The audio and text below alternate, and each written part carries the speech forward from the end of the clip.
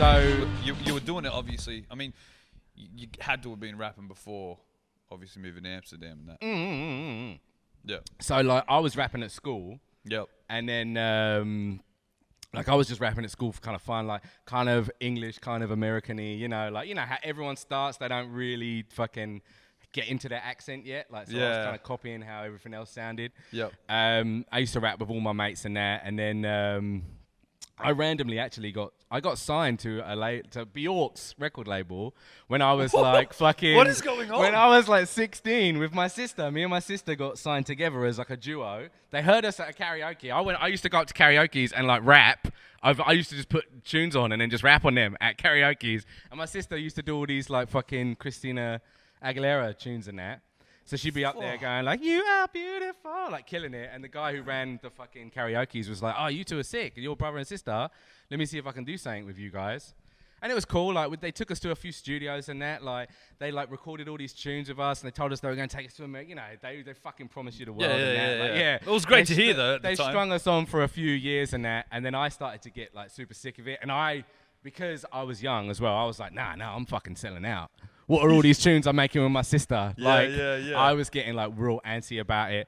And so then I pretty much just said, I don't want to do this. But they were fucking us about anyway. The guy, I don't even know if I've never told anyone this, let alone publicly, but like the guy. Yeah, Godzilla podcast. No, but the guy who was like looking after us as the group with the label and that, like he had all this money that he was going to use for us. And then Bjork wanted to fucking have this dress that like covered this stadium. So she was doing some stadium show where like she wanted to come up off the stadium floor and have this giant dress that was like the whole stadium.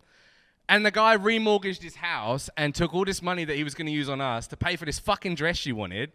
And I was just like, we are not important to these people. Like, so yeah. Imagine your whole shit hinged on Bjork's fucking stadium dress. Yeah, That's exactly. So I was like, fuck this. Yeah. Like, obviously the karaoke guy, Mark, his name's Mark. He's actually a super dope guy. He's got lots of success stories. I was not one of them. But when I left, I think obviously it pissed off a lot of people that had invested time and money into me and my sister. Yep. So, and this was 16. So by the time you jumped, by the time I jumped, I was probably like 17, 18 maybe. It was like a 2-year thing that it was going on.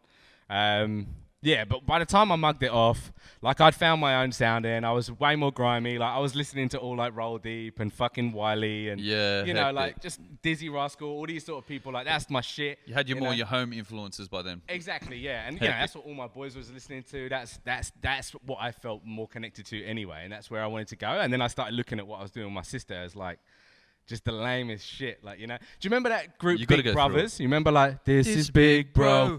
That was the sort of shit that we were making, right? And at first it was cool. And I think even now I'd be cool making it because I'm comfortable with myself now. But back then I didn't know who I was, and I was just like, nah. They're trying to turn me into something I'm not. Yeah, that's what the crazy thing is. Big Brother's manager. Yeah. And I've brought him up a couple of times. JD Springbet. He ended up here as a head A&R at Sony. And he actually A&R'd the Figgy shit when it came out. There you go. So about some small world. In the small world, we are connected long before. There Hip-hop. You go. One thing I noticed as well with your music is like you've always, kept that sort of grime. Sometimes, yeah. Influence. Yeah, because I suppose that's what I've always listened to a lot, and like. The thing, did you know what happened was I used to make loads of grime. Yeah. And then when I went to Amsterdam, no one was really fucking with grime too much. That's why I started making loads of hip hop. Like acquired taste. Yeah, I suppose. It is. I think a little bit. But I didn't think it should be. But I obviously over the and then when I came over here, it was the same thing though. Like I was doing like a hip hop tunes, and I throw a couple of grime ones in there. Sometimes I get a cool reaction, and sometimes people be like, "What the fuck is this?" Yeah. Like I get that vibe from them. So it's probably I feel a bit ashamed to be honest because I moved away from grime a little bit because I was like, this is not doing anything for me, especially in this country, and there's the opposite end of that is someone like Fracture, right? Who was like, no, he's like, grime is the shit, you are going to learn, I am going to fucking show you This is it, right? And he has flown the flag for grime ever since he got here. Like a fucking G, he has done that. And you know what? And look at him now. He's the fucking godfather over here, godfather of fucking grime. And he should be, because he fucking flew the flag, and I was a dickhead, and I didn't do it. Yo, I threw like fracture.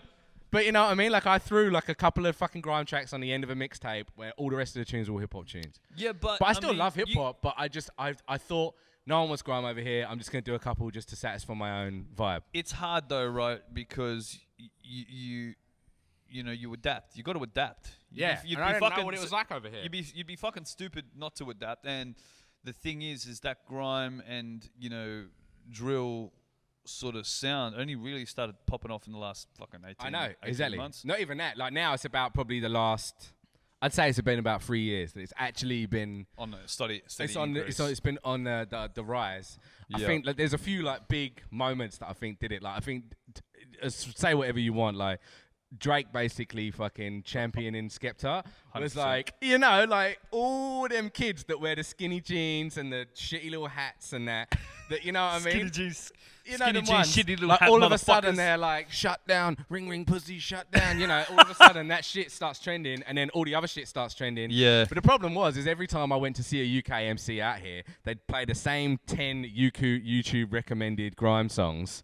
Because they're popular. Like, and they that's don't, not and me. they don't know their history. Exactly. They just play them tunes that YouTube's like, you watched a bit of that? Why don't you watch this one? Why don't you watch this one? Why don't you watch this one?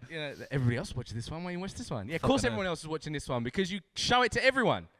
Bro. Show them something else, bro. Like, something they might like it. So how do you feel though then with this, I don't know, that surge of that, that style and that subculture, I suppose. It's cool. I like it. I'm happy to see grime get its day.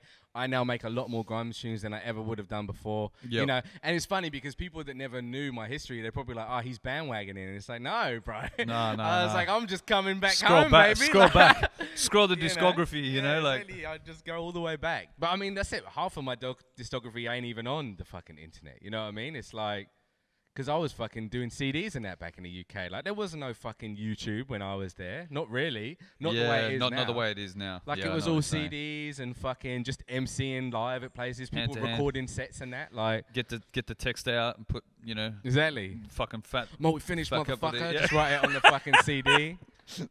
But yeah, I like it. I think it's becoming its own thing over here too, which is cool. Like, I think everyone is merged, like turning it into its own. Like, everyone's not just like, oh, I'm gonna make a grime song. Like, they're like, oh, I'm gonna throw a bit of grime flavor into this or that and the other. And it's good for me too, because all these fucking dance producers now.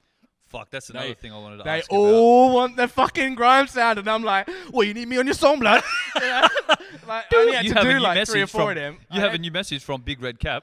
Bro, I only had to do like 3 or 4 of them, all of which I was asked to be on them. But after that, they just hit me up because, like, these will get like plays everywhere. DJs play them all the time. This little hip hop world that we're in is a completely different world to that world. And that world, I'm doing all right. Like, I'm killing it. Like, I don't even have to play any shows in that world and still get like thousands of dollars. You know what I mean? That, like, bro. That's the world, man. That's crazy. And it's cool because I know I can smash them tunes. I know that they're like, any of them that say, oh, can you just do it a bit more like Stormzy? I'm like, you know what, bruv, get someone else, because I'm not fucking Stormzy. Like, 100%. You're just trying to bandwagon. That's what I hate. I hate bandwagoners. Yeah. But if they want a fucking UK sound on it, I'll give you what I got. Fucking oath. Yeah. It was so funny when you hit me up. It was like, hey, just realised the track that I'm about to release is called Click Clack. How do you feel about that? Yeah, I know, but it wasn't even my fault. No. You heard it, right? You heard it. Yeah. He sent me the beat. It was called Click Clack, and it goes Click Clack, and I was like, well, I guess the song's called Click Clack then.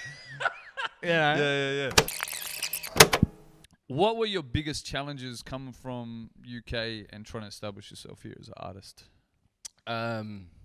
Just not fucking knowing anyone. That's the biggest uphill challenge, and and just obviously being English. Like, the first time someone English, fucking called me a cunt, I was like, what the fuck did you say to me? And they were like, "You're a fucking sick cunt." And I was like, "You want to fucking go, bro?" Like, because it's just not a fucking thing that people say in England. It's a big thing here. Yeah. Oh, yeah. Yeah. It's cool. I mean, I'm cool with it now. Like, obviously. But when it first happened, like, it's adjusting to the culture, Yeah. Like, when I first got here, like, like rat's tails and, like, fucking bum bags and that, like, I was like, this is what everyone's wearing? I was like, it was confusing for me, navigating what's what. Like, now I know what's what. I feel like I'm a local now. Like, I feel like I'm here now. Yeah. Like, I've been here, like, 8 years. Like, I know everyone. I know what everything is. Like, I get it now, But when I first got here, I didn't get it, I was still at the wrong mindset. Like, fuck is a TN? Yeah, exactly. What the fuck is a TN? Exactly. But, I mean, like, that's one dope thing that I got to say, like, fucking UK's up on their trainers, Australia's up on their trainers. Sometimes I feel like, because, like, the States shit, they're not. I'm an Air Force One dude, though. Are you really? I am. Always. Damn, that's an American thing. I know. That's not a UK Nelly trainer. did a shit song about him as well. That's not a UK trainer. I know. It is. Everyone wears fucking Air Force Ones in the UK. Oh, okay. It's massive. One thing, because, one thing here is, like, Maxis are big here. Yeah, MXs, they're massive here, yeah. And they're big in the UK? Ish. You know what? UK guys wear fucking Reebok as well still. Reeboks, yeah. That's crazy. Reebok here's just like fell off. Yeah, I mean, it kind of died a little bit in the UK at one point, and then I think it came back because everyone's wearing it again now. So, but it definitely died for a bit. But yeah, Air Force Ones is. Do you know what? They're just comfy. I like the way they look. And when I watch all the old videos that I used to watch, like back in the day, they're all wearing them, and I'm like, yeah, that's it. That's the shoe. That's a shoe. That's the shoe that I love. I just need another one, another pair. The only fucked up thing I think with the white shit is like I always just need another pair, and then it was like, fuck, I can't do this shit no more. Yeah, I gotta see, change up the I'm colours. a big fan of the white shoes. I mean, you can't say no to them. That's the only fucked up thing. Is like they're a fucking sneaker. They're supposed to look white. You know what I mean? Exactly. You just gotta take care of them, man. Clean them up. No, let's get another pair. That's why I always work in sneakers, just so I can get them for half price. That's the only reason I'm still in a retail job is just so I can get them at half price again. Yeah. So anyway, that's cool. Yeah, that's my love. I mean, they last for a long time as well. You know what I mean? You just gotta have your day-to-day pair that you don't really give a fuck about. That there's like shades. And then you got like these are my going to the podcast pair. You know what I mean? Yeah. Like I've worn these about maybe 15 times. Like they ain't worn so much. You know? I like Thought that. they might come up. La-di-da, look at that. They came up, lad. How's about that? Looking schmick. In terms of your work now. And it's sort of cool because you sort of answered it a little bit. You had, you've been like real solid with, Losty for a while now, a couple of years. Yeah, a couple of years. Yeah, well, that's the thing. So the Quick Care thing was like 5 years ago now. So, but it grew over time, because we went through a bunch of different stuff together, and like we're the boys now, and then we started Rival Empire Records. That's what we wanted to do. So we started our little record. Well, because I noticed on some of the was that what you used to be called?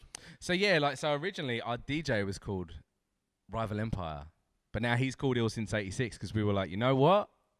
We want to call the record label Rival Empire because it's fuck sick. Your name. That's and our he was name. like, "You guys can have it. It's cool." Like he's not really doing much. He's got 3 kids. He barely even produces anymore. Like True. like he just slings us with shout outs to you though, bro. You the man. He still helps us with like mixing and mastering, and he does toss us a few beats every now and then. But he's a family man. He's a full blown family man. Nah, I feel that, bro. So it was Rival Empire, and we were gonna call ourselves Rival Empire as a crew. Yeah. And then I was just like, I don't really want it to be a crew thing. Sounds like a Star Wars thing. I was, well, yeah, that's fine. I mean, I don't like Star Wars at all, by the way. Not a fan, but movie man, not a fan. Yeah, Star movie Wars man, but not a fan. Sales. It's fucking camp as shit. I don't like it. Darth Vader's cool though. Stormtroopers are alright. Yeah. I'm cool with them, but the rest of it can fuck off. Yeah, exactly. Jar Jar Binks. Rest in peace. Bro, I mean, even Star Wars fans don't like Jar Jar Binks. No, that's true. Yeah. So now it's with Losty, but you said you... Now am I waffling on too much? Are we running out of bats? No, that's fine. Right. We good. Okay, cool. So now you're moving into like the solo shit. Well, that's what I was saying before. Yeah, that's it. So so I said I would, because I did 2 EPs a year usually. I would do like 7 or 8 tracks every 6 months, and I would like do a little EP. And then so me and Losty kept trying to do this album. We did like 1 song here, 1 song there, but it never fucking came to fruition because I was always working on all this other shit all the time. Yeah. So I was like, all right, we're just going to work on this album and we're going to do Analog Heroes and we're going to fucking finish it. We're going to get like 10, 12 tracks and we're going to fucking do it. Yeah. But then once it had come out and, you know, we'd done all right and then it was time to do another one. Like, it took so long to get it done. Like, it's not my work rate. Like, my work rate is a lot faster. Like, I love to fucking pump tunes out. And it's easier when it's one person. Yeah, because you haven't got answer to anyone. You haven't got a fucking... You know, someone else's schedule to go with. Rival, Ill Since 86, and Losty, always sitting together. Like, we'd have these sessions together. They're sickest sessions, though. Don't get me wrong. Like, all of us sitting together, working on these tunes, like, picking and choosing what we're going to do, like, adding these little synths and all that. So it's cool, but it's a fucking long process compared to just me being at home, being like, I'm going to buy this beat because it's fucking sick. Yeah. I'm going to do this. And then I record it. And then I come in the next day. I'm like, that's shit. But I'll delete that. And then I'll record it again. And I'll love it this time. Yeah. And then I do. And then that's it. Yeah. I mix it. Game over. Master it. Decide if I'm going to make a video or not. Make a little fucking album cover or, you know, single cover or whatever. And just put it out. It's like, it's fucking... Yeah. You know? So quick. So how deep are you into the new shit? It's done. It's the done? album's done. 13 tracks. They're all done. I'm going to do probably like 50 hard copies. Yep. Heck like, and then I'm just going to, obviously some of the singles that I've already got, I've put on there. Yep. But yeah, so I've already started recording the next ones, basically. That's the thing, because that's what you're supposed to do, bro. You want to have this shit in the bag so you can be working on the next thing.